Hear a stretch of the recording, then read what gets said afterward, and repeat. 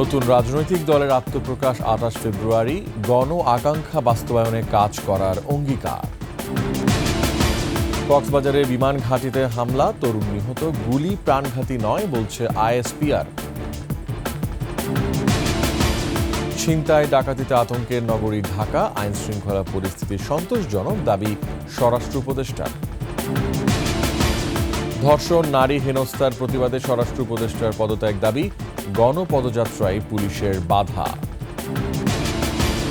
শেখ হাসিনার দেয়া বক্তব্যে ভারতের সঙ্গে সম্পর্ক অবনতি হচ্ছে বললেন পররাষ্ট্র উপদেষ্টা।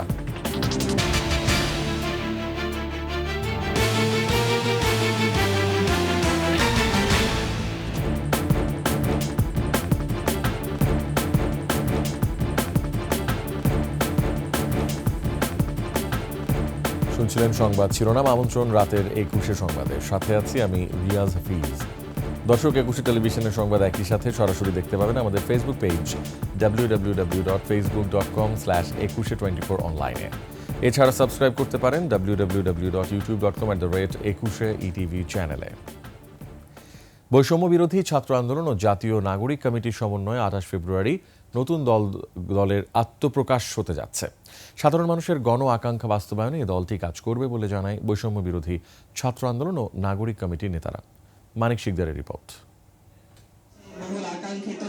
জাতীয় নাগরিক কমিটির কেন্দ্রীয় কার্যালয়ে জরুরি সংবাদ সম্মেলনে নতুন দলের আত্মপ্রকাশের দিন তারিখ জানান বৈষম্য বিরোধী ছাত্র আন্দোলন ও জাতীয় নাগরিক কমিটির নেতৃবৃন্দরা। প্রায় ২ লাখ মানুষের মতামতের ভিত্তিতে দলের নাম ও প্রতীক ঠিক করা হবে বলে জানান জাতীয় নাগরিক কমিটির সদস্য সচিব। আমরা এই নামগুলো পর্যালোচনা করছি এবং আমরা আমাদের আত্মপ্রকাশের আগেই আমরা আশাবাদী যে আমরা আপনাদেরকে ঠিক কোন নামটা আমরা গ্রহণ করছি সে নামটা আপনাদেরকে জানাতে পারবো। দুর্নীতি প্রতিরোধ, বেকার সমস্যা নিরসন, সুশাসন প্রতিষ্ঠা, রাষ্ট্রীয় সেবার মান উন্নয়নের পাশাপাশি দেশের সামগ্রিক উন্নয়নে কাজ করবে এই দল। এই রাজনৈতিক দলটি ইতিহাসের সৃষ্টি, ঐতিহাসিক দায় থেকে জন্ম হচ্ছে। মুখ্য সংগঠক সার্জিস আলম বলেন, ২৮ ফেব্রুয়ারি নতুন ইতিহাসের সাক্ষী হবে বাংলাদেশ। আগামী ২৮ ফেব্রুয়ারি বিকাল ৩টায় জাতীয় সংসদ প্রাঙ্গণ সংলগ্ন মানিক মিয়া এভিনিউতে আমরা আমাদের এই নতুন রাজনৈতিক দলের আত্মপ্রকাশ করতে যাচ্ছি। সেদিনই দলের প্রতীক ও নাম আনুষ্ঠানিকভাবে জানানো হবে। বাংলাদেশের মানুষের স্বার্থ, বাংলাদেশের স্বার্থ প্রাধান্য পাবে। মানিক শিকদার, ২১শে টেলিভিশন, ঢাকা। পদত্যাগের গুঞ্জনের মাঝেও সচিবালয়ে নিজ দপ্তরে আসেননি তথ্য উপদেষ্টা নাহিদ ইসলাম। সচিবালয়ে তথ্য ও সম্প্রচার মন্ত্রণালয়ে গিয়ে দেখা যায় তার দপ্তরের দরজা বন্ধ। যদিও প্রধান উপদেষ্টার প্রেস সেক্রেটারি জানিয়েছেন নাহিদ ইসলাম এখনও পদত্যাগ করেননি। যদিও নতুন দল গোছানো, সেখানে দায়িত্ব গ্রহণ নিয়ে অনেক গুঞ্জন রয়েছে। এখন পর্যন্ত জানা গেছে নতুন দলে তিনি বেশ গুরুত্বপূর্ণ পদে থাকতে যাচ্ছেন। তবে দল ঘোষণা হওয়ার আগ পর্যন্ত পদবি সম্পর্কে কিছুই জানা যায়নি। গতকাল তার পদত্যাগের গুঞ্জন জোরালো হয়ে উঠলে তিনি ২১শে টেলিভিশনকে জানান তিনি পদত্যাগ করেননি।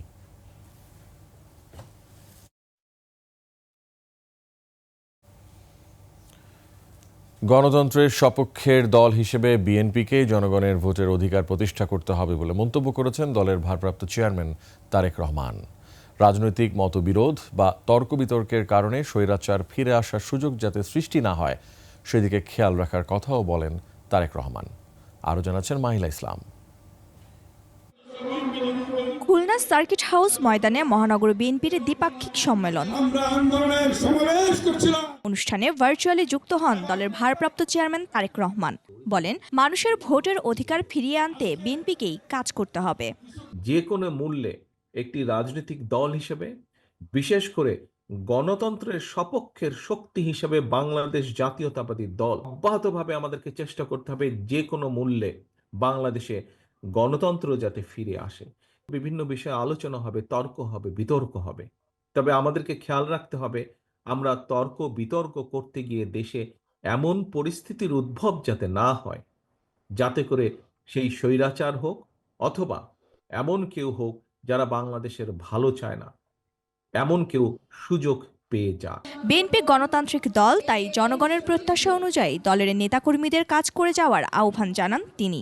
আমরা যদি ভোটের অধিকারকে প্রতিষ্ঠিত করতে পারি বাংলাদেশের মানুষের, তাহলেই আমরা বাংলাদেশকে যেই সর্বনাশের যেই খাদের কিনারায় বাংলাদেশ চলে গেছে, সেখান থেকে ধীরে ধীরে আমরা উঠিয়ে আনতে সক্ষম হব। দেশের মানুষ তাদের অধিকার থেকে বঞ্চিত। জনগণের আকাঙ্ক্ষা মাথায় রেখে ভবিষ্যতে দল কাজ করবে বলেও জানান বিএনপির ভারপ্রাপ্ত চেয়ারম্যান। আমাদেরকে সামনে এগোতে হবে। মাহিলা ইসলাম, 21 টেলিভিশন, ঢাকা। কক্সবাজার বিমান ঘাঁটিতে অতর্কিত হামলা চালিয়েছে দুর্বৃত্তরা। স্থানীয় প্রশাসন জানায়, এ সময় শিহাব কবির নাহিদ নামের এক তরুণ নিহত হয়েছেন। আহত হন বেশ কয়েকজন। আন্তঃবাহিনী জনসংযোগ পরিদপ্তর ও আইএসপিআর বলছে, পাটকেল নিক্ষেপে আহত হয়েছেন বিমান বাহিনীর 4 সদস্য। পরিস্থিতি নিয়ন্ত্রণে যে গুলি ছোড়া হয়েছে তা ফাঁকা গুলি, প্রাণঘাতী নয়। এছাড়া গুরুতর আহত শিহাবকে বিমান বাহিনীর গাড়িতেই হাসপাতালে নেওয়া হয়। কক্সবাজার প্রতিনিধি আব্দুল আজিজের তথ্যছবিতে ডেস্ক রিপোর্ট। দুপুরে বিমানবন্দর সম্প্রসারণে ভূমি অধিগ্রহণের জন্য এলাকাবাসীকে অন্যত্র সরিয়ে নিতে জেলা প্রশাসন কার্যালয়ে বিমান বাহিনী কর্মকর্তা এবং স্থানীয় প্রতিনিধিদের সাথে পূর্ব নির্ধারিত বৈঠকের জন্য বেলা 12টার দিকে সমিতিপাড়ায় বাসিন্দা জাহিদ সহ আরও কয়েকজন জেলা প্রশাসন কার্যালয়ে রওনা দেয়। এ সময় কাগজপত্র না থাকায় মোটরসাইকেল আরোহী জাহিদকে বিমান বাহিনীর চেকপোস্টে থামানো হয়। এক পর্যায়ে বিমান বাহিনীর সদস্য ও জাহিদ তর্কে জড়ায়। পরে এলাকাবাসী জড়ো হয়ে সংঘর্ষে জড়ায়। বিমান বাহিনীর নির্মাণাধীন ঘাঁটি ও সদস্যদের উপর ইটপাটকেল নিক্ষেপ শুরু করে। এক পর্যায়ে বিমান বাহিনীর সদস্যরা এলাকাবাসীকে ছত্রভঙ্গ করতে ফাঁকা গুলি করে। এতে অন্তত 10 থেকে 15 জন আহত হয়।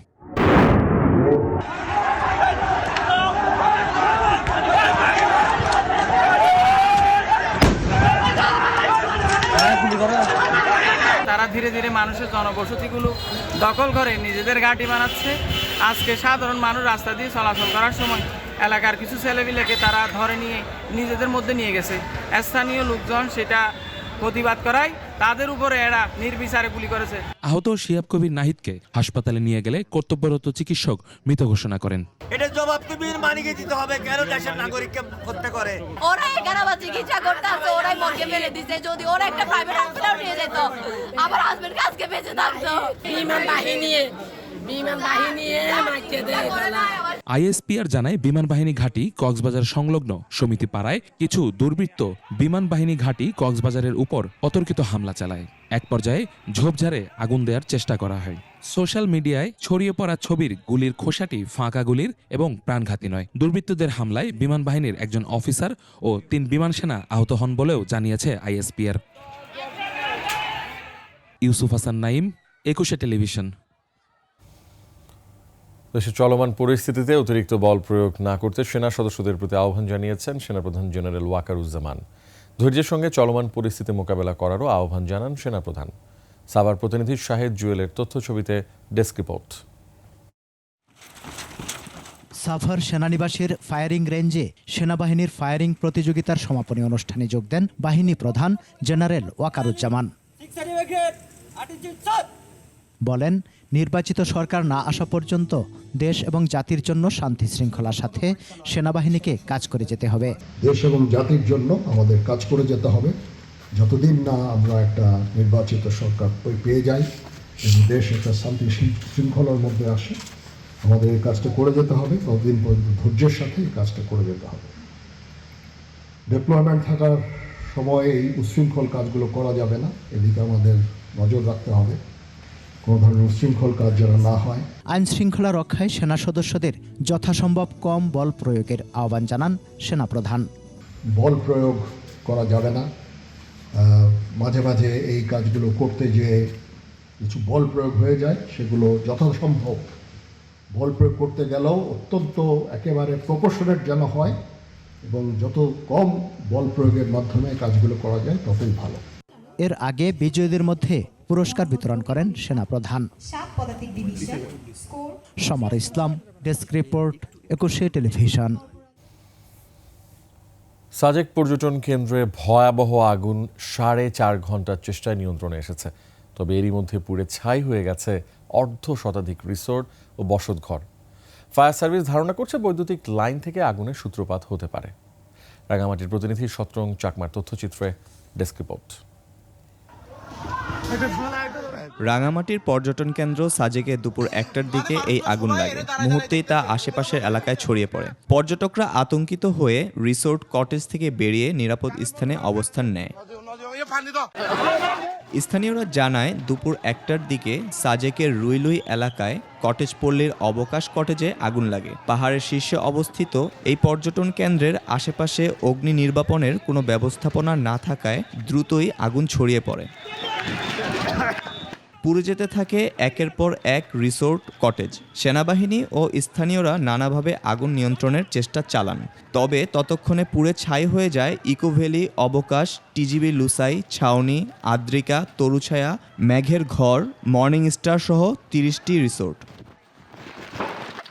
খবর পেয়ে মাটিরাঙ্গা, খাগড়াছড়ি, রামগড় সহ পাহাড়ের অন্যান্য জায়গা থেকে ফায়ার সার্ভিসের 10টি ইউনিট এসে আগুন নেভানোর কাজ শুরু করে। তবে দুর্গম রাস্তা হওয়ায় ফায়ার সার্ভিস পৌঁছাতে সময় লাগে। দুর্ঘটনাস্থলে পানি সংকটের কারণে আগুন নেভাতে ব্যাগ পেতে হয়। নাইম আহমেদ, 21 টেলিভিশন। এখন এক আতঙ্কের নগরী, রাতের ঢাকা। শুধু রাত নয়, রেহাই নেই দিনের আলোতেও। পরিস্থিতি এমন, নগরবাসীকে আশ্বস্ত করতে রোববার রাত 3টায় নিজ বাসায় সংবাদ সম্মেলন ডাকতে বাধ্য হন স্বরাষ্ট্র উপদেষ্টা। তবে রাত পেরিয়ে সকালে আবারও খবর আসে ছিনতাইয়ের। শুধু ছিনতাই নয়, বাড়ছে চুরি, ডাকাতি সহ চাঁদাবাজির মতো অপরাধ। ছিনতাইকারীদের ধারালো অস্ত্র বা গুলিতে আহত হচ্ছেন কেউ না কেউ। এসব নিয়ে রাজধানীবাসীর মধ্যে দানা বেঁধেছে আতঙ্ক আর চরম ক্ষোভ। বাকিটা থাকছে দীপু শিকদারের রিপোর্টে। সোমবার সকালে আবারও ছিনতাইয়ের চেষ্টা বাসাবো এলাকায়, কিন্তু এবার ছিনতাইকারীকে প্রতিরোধ করে সাধারণ মানুষ। এর 6 ঘন্টা আগে রাত 2টার দিকে মান্ডা গ্রিন টাউন এলাকায় 3 ছিনতাইকারীকে পাকড়াও করে জনতা, আর তার ভিডিও ছড়িয়ে পড়ে নেট দুনিয়ায়। আর রোববার রাতেই ঘটে বনশ্রীর আলোচিত ছিনতাই। মোটরসাইকেলে গিয়ে বাসার সামনে রাত 10:30টার দিকে স্বর্ণ ব্যবসায়ী আনোয়ারকে কুপিয়ে ও গুলি করে 200 ভরি স্বর্ণ ও 1 লাখ টাকা ছিনতাই করে। সোমবার থানা পুলিশের পাশাপাশি ঘটনাস্থল পরিদর্শন করেছেন ডিবিআর, পিবিআই এর সদস্যরা, কিন্তু ছিনতাইকারী এখনো অধরা। এই ঘটনায় ক্ষোভে ফুঁসছেন আহত স্বর্ণ ব্যবসায়ী আনোয়ারের পরিবার। আমি কিছু করতে পারি না, আমার চোখের সামনে এখানে দাঁড়াই আমার বলে তুমি গেটটা খুলো না কেন? আমি তো দেখতেছি এইদিকে, আমার তুমি গেটটা খুলো না, গেটটা খুলো। এটা সঠিক তদন্ত করলে আসলে আসামি ধরা খাইবে, বুঝছেন? যেহেতু সিসি ক্যামেরা প্রত্যেকটা রোডে আছে, প্রত্যেকটা বাড়িতে আছে। আতঙ্কের কথা জানালেন এলাকাবাসী। গত 1 সপ্তাহ হলো যুব দলের একজন খুন হয়েছে এখানে। প্রায় সময় ছিনতাই হয়, প্রায় সময় ডাকাতি হচ্ছে। সন্ধ্যা হওয়ার পর কেন আমরা আতঙ্কে থাকবো? আমরা সরকারের কাছে, তত্ত্বাবধায়ক সরকারের কাছে আবেদন থাকবো যে আইন শৃঙ্খলা যে তাড়াতাড়ি উন্নতির দিকে যায়। আর মোহাম্মদপুর এলাকায় যেন পিছু ছাড়ছে না ছিনতাইয়ের ঘটনা।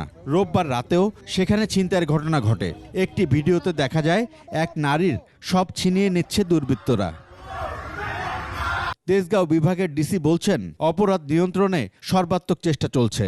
মোহাম্মদপুরটি একটি শহর, এরপরে গ্রাম, উপশহর এরকম বেষ্টিত একটি থানা।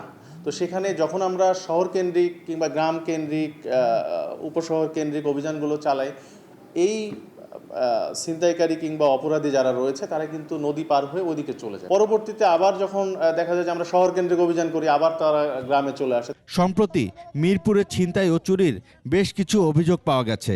এর মধ্যে একই রাতে 4টি দোকানে চুরির ঘটনা আলোচনায় আসে। তারপরও মিরপুর বিভাগের ডিসি জানান, অপরাধীদের কোনো ছাড় নয়। আমরা কিন্তু অনেকগুলো চুরি ডিটেক্টও করেছি। তো সাম্প্রতিক সময়ে যে 2-3টা চুরি হয়েছে সেগুলোতে আমরা কাজ করছি। অতি দ্রুত আশা করি ইনশাল্লাহ আমরা এগুলো আইডেন্টিফাই করে। ডিএমপির দেয়া তথ্য অনুযায়ী ঢাকা শহরে শুধু জানুয়ারি মাসেই 54টি ছিনতাইয়ের ঘটনা ঘটেছে, আর মোট 719 জন ছিনতাইকারীকে গ্রেফতার করা হয়েছে। এদিকে রোববার গভীর রাতের প্রেস ব্রিফিংয়ে স্বরাষ্ট্র উপদেষ্টা অপরাধীদের ঘুম হারাম করে দেওয়ার কথা বলেছেন। এই আওয়ামী দোসরদের আমরা কোনো অবস্থায় ছাড় দিব না। তাদের কাছে প্রচুর টাকা আছে, এই টাকা তারা বিভিন্ন জনের মধ্যে বিভিন্নভাবে ছড়াচ্ছে এবং দেশে একটা অস্থিতিশীল পরিস্থিতি চেষ্টা করতেছে। যারা এই কাজগুলি করতেছে তাদের আমি ঘুম হারাম করে দিব। সত্যি অপরাধীদের ঘুম যেন হারাম হয় আর নিশ্চিন্তে ঘুমাতে পারেন নগরবাসী। দীপু শিকদার, 21 টেলিভিশন, ঢাকা। এদিকে আইন শৃঙ্খলা পরিস্থিতি সন্তোষজনক দাবি করে স্বরাষ্ট্র উপদেষ্টা জাহাঙ্গীর আলম চৌধুরী বলেছেন, পরিস্থিতির আরও উন্নতি করতে রাত থেকে রাজধানী সহ সারা দেশে বাড়ছে তৎপরতা। আইন শৃঙ্খলা পরিস্থিতি স্যাটিসফ্যাক্টরি, বাট এটা উন্নতি করার অবকাশ হয়ে গেছে। গতকালকের যে গণশ্রীতে এটা হয়তো আমাকে জানতে 2 দিন সময় লেগে যেত, কিন্তু এখন হলো এটা সাথে সাথে ঘটনা জেনে যায়। এই ছোটোখাটো ঘটনা এটা সবসময় আগেও ঘটছে, এখনও এই যে 2-1 দিন আগেও ঘটছে এবং ভবিষ্যতে যেন না ঘটে এই জন্য আমরা কী ব্যবস্থা নেওয়া যায় এই ব্যাপারে আমাদের আলোচনা হয়েছে। যে আমরা চাই না যে এই ধরনের একটা ঘটনা ঘটুক, তাদের নির্দেশনা দিয়েছি। আপনারা আজকে রাত্রে দেখবেন যে তাদের অ্যাক্টিভিটি অনেক বেড়ে গেছে। দেশজুড়ে ধর্ষণ, খুন, ডাকাতির প্রতিবাদে স্বরাষ্ট্র উপদেষ্টার পদত্যাগ দাবি করে সচিবালয়ের সামনে অবস্থান নেন ঢাকা বিশ্ববিদ্যালয় সহ দেশের বিভিন্ন শিক্ষা প্রতিষ্ঠানের শিক্ষার্থীরা। মিছিল নিয়ে সচিবালয়ের দিকে যাওয়ার চেষ্টা করলে আন্দোলনকারীদের আটকে দেয় পুলিশ। তবে দাবি না মানা পর্যন্ত আন্দোলন চালিয়ে যাওয়ার ঘোষণা দেন বিক্ষুব্ধরা। বিস্তারিত জানাচ্ছেন তানজিলা তাসনিম।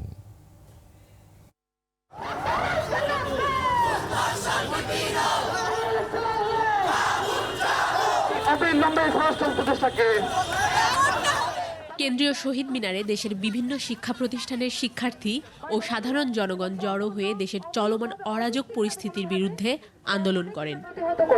আন্দোলনকারীদের দাবি, ধর্ষণ, খুন সহ অস্থির পরিস্থিতি নিয়ন্ত্রণে ব্যর্থ স্বরাষ্ট্র উপদেষ্টার পদত্যাগ। আগে যেটা দেখা যেত ছাত্রলীগ করতেছে সেটা এখন অন্য কেউ একজন করতেছে। গণহারে যেভাবে দর্শনের মতো ঘটনা হচ্ছে সংগঠিত হচ্ছে, আমি এটা মনে করি সম্পূর্ণ হচ্ছে আইন শৃঙ্খলার অবনতি। ছিনতাই হচ্ছে, ডাকাতি হচ্ছে, ইভেন গোলাগুলি পর্যন্ত হচ্ছে। নারীর নিরাপত্তার প্রশ্নে বা আমাদের সাধারণ জনগণের নিরাপত্তার প্রশ্নে আমি আসলে একজন মানুষ দায়িত্ব নিয়ে বসে আছি, কিন্তু আমি সেই দায়িত্ব পালনে ব্যর্থ। আমরা তাদেরকে ধিক্কার জানাই এবং এই ব্যর্থতার স্বীকার করে তাদেরকে অবিলম্বে পদত্যাগ করার দাবি জানাই। আপনি যদি দায়িত্ব পালন করতে না পারেন, আপনি দায়িত্ব ছেড়ে দেন। যারা দায়িত্ব পালন করতে পারবে এমন একজনকে বসান। আন্দোলনকারীরা মিছিল নিয়ে সচিবালয়ের সামনে এগিয়ে গেলে তাদের সামনে ব্যারিকেড নিয়ে মারমুখী অবস্থান নেয় পুলিশ। দেশের খুন, ডাকাতি, রাহাজানি এবং ধর্ষণ সহ বিভিন্ন অরাজকতার প্রতিবাদে শিক্ষার্থী এবং সাধারণ জনগণের অবস্থান সচিবালয়ের সামনে। আমরা তো ন্যায্য দাবি নিয়ে যাচ্ছি, হ্যাঁ, তো পুলিশ কেন আমাদের সঙ্গে এরকম করবে? আমাদের যেটা মনে হলো যে আমরা কি এখনো হাসিনা আমলে আছি? যে পরিমাণ আইন শৃঙ্খলা পরিস্থিতি যে খারাপ অবস্থা, এই খারাপ অবস্থার জন্য আমরা মনে করি একান্তভাবে স্বরাষ্ট্র উপদেষ্টা দায়ী। আগের তুলনায় এখন দেখা যাচ্ছে আরো বিচ্ছিন্ন অবস্থা। ভিকারুন্নেসা নুন স্কুল অ্যান্ড কলেজ সহ দেশের বিভিন্ন শিক্ষা প্রতিষ্ঠানের শিক্ষার্থীরাও ধর্ষণ বিরোধী মিছিল করেন। সোমবার দুপুর 12টার দিকে তাদের এই বিক্ষোভ কর্মসূচি শুরু হয়।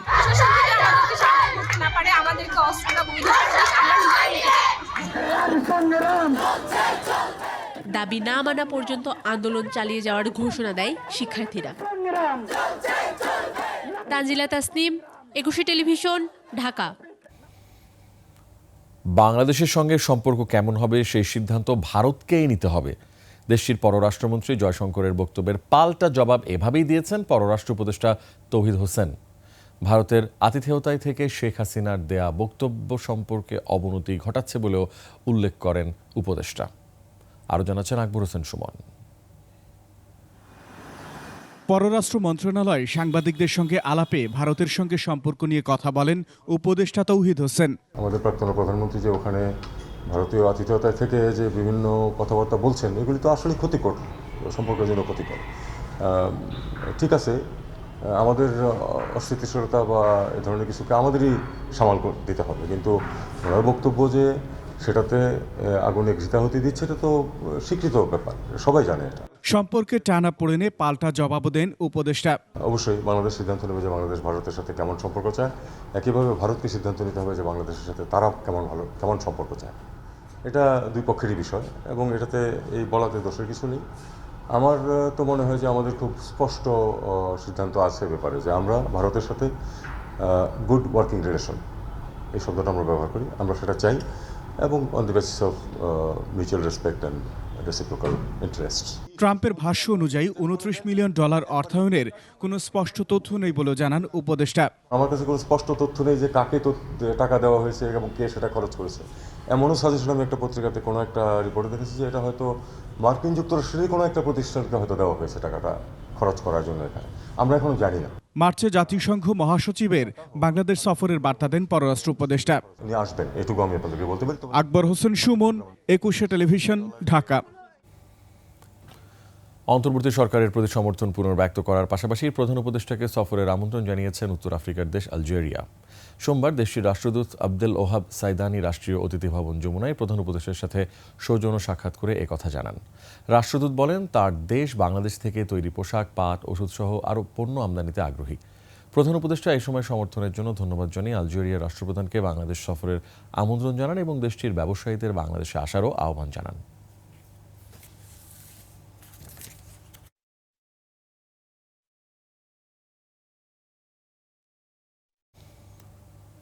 এবছরের ডিসেম্বরে অথবা আগামী বছরের মার্চে পরবর্তী সাধারণ নির্বাচন হবে বলে আবারও জানালেন প্রধান উপদেষ্টার প্রেস সচিব শফিকুল আলম। সোমবার এক প্রেস ব্রিফিংয়ে একথা জানান তিনি। এপ্রিলের পর থেকে দুর্যোগপূর্ণ আবহাওয়া শুরু হয়ে যাওয়ায় ডিসেম্বরের আগে নির্বাচনের উপযুক্ত সময়ে বের করা সম্ভব নয় বলেও জানান তিনি। মেহেদী হাসানের রিপোর্ট। কবে হবে পরবর্তী সাধারণ নির্বাচন, এ প্রশ্ন ঘুরপাক খাচ্ছে অন্তর্বর্তী সরকার ক্ষমতা গ্রহণের পর থেকেই। প্রধান উপদেষ্টা আগেই জানিয়েছেন কম সংস্কার চাইলে চলতি বছরের ডিসেম্বরে আর একটু বেশি সংস্কার চাইলে পরের বছর জুনের মধ্যে হবে নির্বাচন। সোমবার প্রেস ব্রিফিংয়ে এ প্রশ্নের মুখোমুখি হয়ে অনেকটা একই কথার পুনরাবৃত্তি করলেন প্রেস সচিব শফিকুল আলম।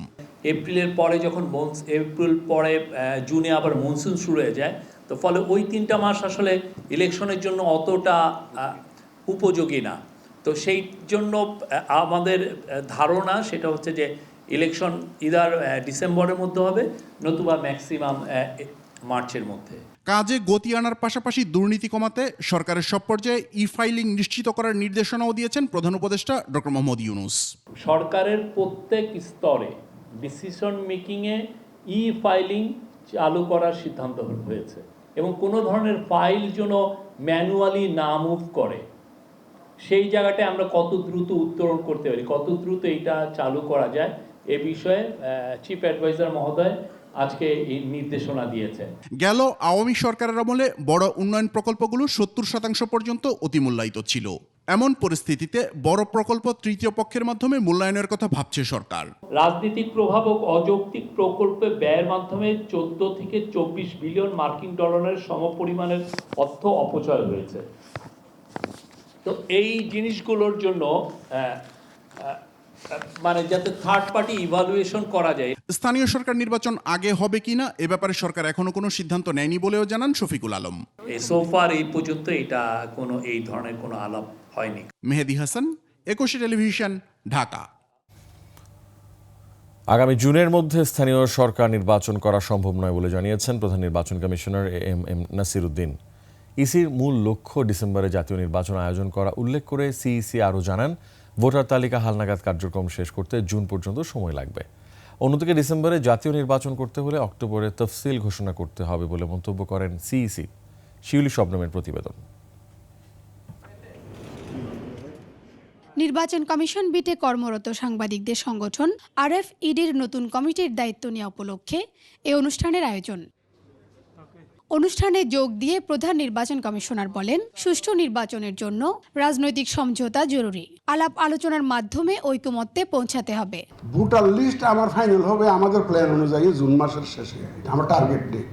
আমরা আমাদের আগে ভোটার লিস্টটা বানাই, তারপরে দেখা যাবে ভোটার লিস্টটাই তো ফাইনাল করতে পারলাম না এখনো। আমরা ইলেকশন কোনটা করবো এটা নিয়ে জোগাড় করে লাভ নেই। প্রধান উপদেষ্টার ঘোষণা অনুযায়ী ইসি নির্বাচনের প্রস্তুতি এগিয়ে নিচ্ছে উল্লেখ করে সিইসি বলেন, ডিসেম্বরে জাতীয় নির্বাচন হতে হলে অক্টোবরে তফসিল ঘোষণা করতে হবে। আমাদের যদি বলা হয় যে না আমরা মাইনর মিনিমাম রিফর্ম করে ডিসেম্বরে ইলেকশন করতে চাই, তো যে করতে চাই তাই লেখে আমাদের তো 6 মাস বসে থাকার আর সুযোগ নাই। ডিসেম্বর হোক আর আগামী বছর হোক, আমরা আর্লিয়েস্টটাকে ধরে নেই, কারণ আমাদের প্রস্তুতি দরকার আছে। কারণ নমিনেশন ফাইল থেকে আরম্ভ করে, স্ক্রুটিনি থেকে আরম্ভ করে, উইথড্রয়াল থেকে আরম্ভ করে, আবার ওরা আপিল টাপিল করবে, সব কিছু, আবার ক্যাম্পেইনের জন্য সময় দেওয়া, এগুলো সব মিলে আমার তো 2 মাস তো লাগবে। বিদ্যমান আইন শৃঙ্খলা পরিস্থিতিতে জাতীয় নির্বাচন করা সম্ভব কিনা এমন প্রশ্নের জবাবে সিইসি বলেন, ডিসেম্বর আসতে আসতে এই পরিস্থিতি স্থিতিশীল হবে। ডিসেম্বর আসতে আসতে things will settle down. Shiuli Shabnam, 21 television, Dhaka. পরিবর্তিত বাংলাদেশেও জুলুম নির্যাতনের অবসান হয়নি বলে মন্তব্য করেছেন জামায়াতে ইসলামীর আমির ডাক্তার শফিকুর রহমান। তার দাবি, এখনও রাজনৈতিক নেতারা অন্যায়ভাবে কারাগারে বন্দী রয়েছেন। শরীয়তপুরের ভিদরগঞ্জে এক পথসভায় তিনি আরও বলেন, যেখানে দুঃশাসন সেখানেই লড়াই হবে। কোনো ষড়যন্ত্রই ন্যায়ের পক্ষে আন্দোলনকে আটকে রাখতে পারবে না। এরপর বৈষম্য বিরোধী ছাত্র আন্দোলনে নিহত শেখ বেলাল হোসেনের বাড়িতে তার স্বজনদের সঙ্গে দেখা করতে যান জামায়াতের আমির। আমরা সরকারকে যথেষ্ট সময় দিয়েছিলাম, এক এক করে কারাগার থেকে সমস্ত রাজনৈতিক নেতারা মুক্ত হয়ে এসেছেন। এটিএম আজহারুল ইসলাম যখন বন্দী হন তখন ছিলেন তিনি বাংলাদেশ জামাতে ইসলামের ভারপ্রাপ্ত সেক্রেটারি জেনারেল। আমরা সরকারের কাছে স্পষ্ট জানতে চেয়েছি, তিনি এখনো কারাগারে কেন? মিথ্যা মামলায় যার উপর জুলুম করলো আওয়ামী লীগ, এখনো কি সেই জুলুম চালু থাকবে? যথাযথভাবে ল্যান্ড ডেভেলপমেন্ট না করে রাস্তাঘাট নির্মাণ করায় উন্নয়ন প্রকল্প টেকসই হয় না এবং জনগণের টাকা অপচয় হয়। তাই মাস্টার প্ল্যানের মাধ্যমে নগর উন্নয়ন এগিয়ে নেওয়ার তাগিদ দিয়েছেন প্রকৌশলীরা। একই সঙ্গে প্রকৌশলীর ভুলের জন্য জবাবদিহিতা নিশ্চিতেরও আহ্বান জানান বক্তারা। বিস্তারিত সুমাইয়া খানের রিপোর্টে। বাংলাদেশের নগর অবকাঠামো উন্নয়ন প্রকল্পে বিভিন্ন ত্রুটি ও নগর উন্নয়ন প্রকল্পের করণীয় নিয়ে ইঞ্জিনিয়ার্স ইনস্টিটিউশনে প্রকৌশলীদের মুক্ত আলোচনা। অনুষ্ঠানে বক্তারা বলেন, বাংলাদেশের অবকাঠামো উন্নয়নের পথে সবচেয়ে বড় বাধা হলো যোগ্য ব্যক্তির নিয়োগ না করা। এটা কিন্তু একটা রাজনৈতিক সিদ্ধান্ত। রাজনৈতিক সিদ্ধান্ত ছাড়া এই সমস্যার সমাধান হবে না। আপনি মাথা যদি ঠিক না থাকে, মাথায় যদি পচন থাকে, সেখানে যদি সমস্যা থাকে, আপনি সারা শরীরে তো হাড় বলে কোথাও আপনার রক্ত প্রবাহ ঠিক মতো হবে। অবকাঠামো উন্নয়নের প্রথম শর্ত হলো ভূমি উন্নয়ন। তবে সিটি কর্পোরেশন বা সরকারি কর্তৃপক্ষের এ বিষয়ে কোনো মাস্টার প্ল্যান নেই বলেও জানান তারা। অনেক খরচ সাশ্রয় করে আমরা কিন্তু ল্যান্ড ডেভেলপমেন্ট করতে পারি, কিন্তু এই কাজগুলো আমরা করি না। ফলে হয় কি, আমাদের যে ডেভেলপমেন্টগুলো হয় এই খাতে, সেইগুলো সাস্টেনেবল হয় না। প্রকৌশলীদের রাজনৈতিক সমস্যার মধ্য দিয়ে কাজ করতে হয়, তবে প্রকৌশলীদের ভুলের জন্য জবাবদিহিতা থাকা প্রয়োজন বলে মনে করেন আমার দেশের সম্পাদক প্রকৌশলী মাহমুদুর রহমান। যেই মুহূর্তে পলিটিক্যাল গভর্নমেন্ট আসবে, কাকে আপনি কাজ দেবেন সেটা তো আপনাকে ডিকটেট করা হবে, আপনাকে বাধ্য করা হবে। প্রবলেম তো ভাই ইঞ্জিনিয়ারদের শুধু আমলাতন্ত্র না, প্রবলেম তো পলিটিক্যাল প্রবলেমও তো আছে। তো সুতরাং এই ইস্যুগুলো আমরা যতদিন না সমাধান করতে পারবো, ততদিন পর্যন্ত যে সমস্যাগুলো নিয়ে আজকে আমরা সেমিনার করলাম, সেটার সমাধান করা সম্ভব হবে না। প্রকৌশলীদের বিশেষ এই সেমিনার শেষে অতিথিদের ক্রেস্ট প্রদান করা হয়। সুমাইয়া খান, 21 টেলিভিশন, ঢাকা। বিগত সরকারের আমলে অপ্রয়োজনীয় প্রকল্প ও টাকা পাচারের মাধ্যমে অর্থনীতিকে পঙ্গু করা হয়েছে বলে মন্তব্য করেছেন বাণিজ্য উপদেষ্টা শেখ বশির উদ্দিন। রপ্তানি ও রেমিটেন্স বাড়াতে না পারলে সামষ্টিক অর্থনীতির সংকট কাটিয়ে ওঠা সম্ভব নয় বলে মত অর্থনীতিবিদদের। তবে আমদানি উদারনীতি ছাড়া রপ্তানি বৈচিত্র্য হবে না বলে মন্তব্য করেছেন বিএনপির স্থায়ী কমিটির সদস্য আমির খসরু মাহমুদ চৌধুরী। তৌহিদুর রহমানের রিপোর্ট।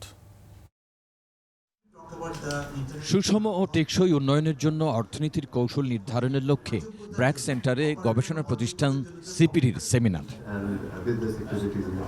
বিনিয়োগ বাড়ানো এবং রপ্তানি বৈচিত্র্য অর্জনের জন্য কৌশলগত নীতি পুনর্বিন্যাস নিয়ে কথা বলেন বক্তারা। We changed that setup আমরা কিন্তু এই জায়গায় ডাইভার্সিফিকেশনের সাকসেসটা হবে না। তারা বলেন রপ্তানি বাড়াতে পণ্যের গুণগত মান বাড়ানো, বৈচিত্র্য দরকার। পাশাপাশি এলডিসি উত্তরণের পর চ্যালেঞ্জ মোকাবেলায় প্রস্তুতি নেওয়ার তাগিদ দেন।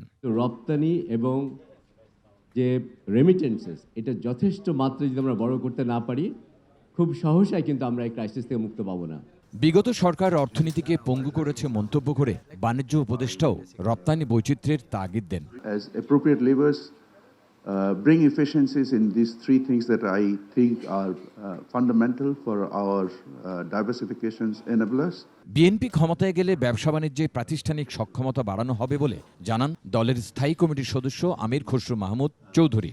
আপনি যদি ইম্পোর্ট লিবারালাইজ না করেন, এক্সপোর্ট করার কোনো সুযোগ নেই। আমাদের এক্সপোর্ট বায়াসের মধ্যে আমরা গার্মেন্টসের নামটা সবসময় উঠে আসছে।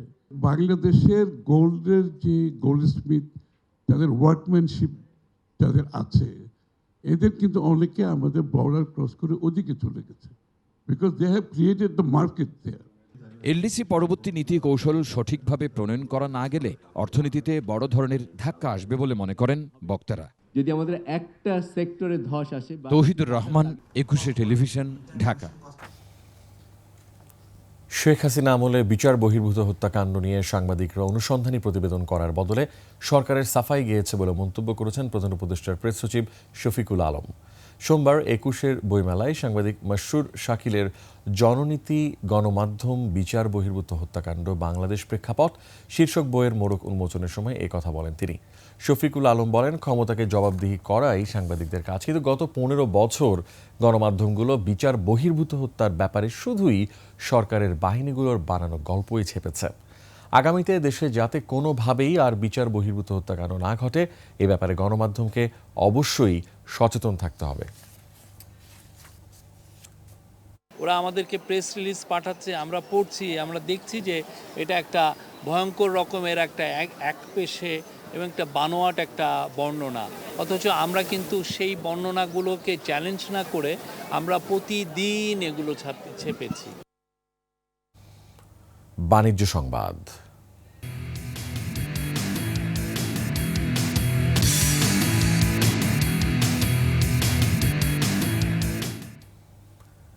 রাজশাহীতে কার্যক্রম শুরু করেছে সোশ্যাল ইসলামী ব্যাংকের কেশরহাট শাখা।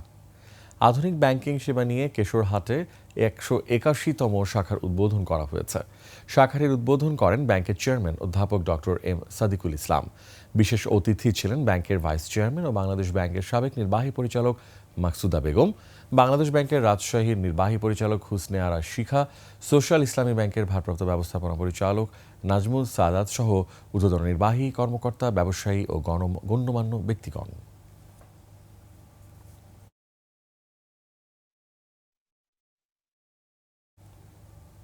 শেষ করছি রাতের 21 সংবাদ, তবে যাবার আগে সংবাদ শিরোনামগুলো আরও একবার। নতুন রাজনৈতিক দলের আত্মপ্রকাশ 28 ফেব্রুয়ারি, গণ আকাঙ্ক্ষা বাস্তবায়নে কাজ করার অঙ্গীকার।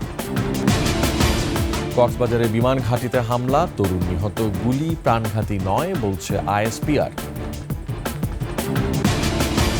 ছিনতাই ডাকাতিতে আতঙ্কে নগরী ঢাকা, আইন শৃঙ্খলা পরিস্থিতি সন্তোষজনক, দাবি স্বরাষ্ট্র উপদেষ্টার। ধর্ষণ, নারী হেনস্থার প্রতিবাদে স্বরাষ্ট্র উপদেষ্টার পদত্যাগ দাবি, গণপদযাত্রায় পুলিশের বাধা। শেখ হাসিনার দেয়া বক্তব্যে ভারতের সঙ্গে সম্পর্ক অবনতি হচ্ছে বললেন পররাষ্ট্র উপদেষ্টা।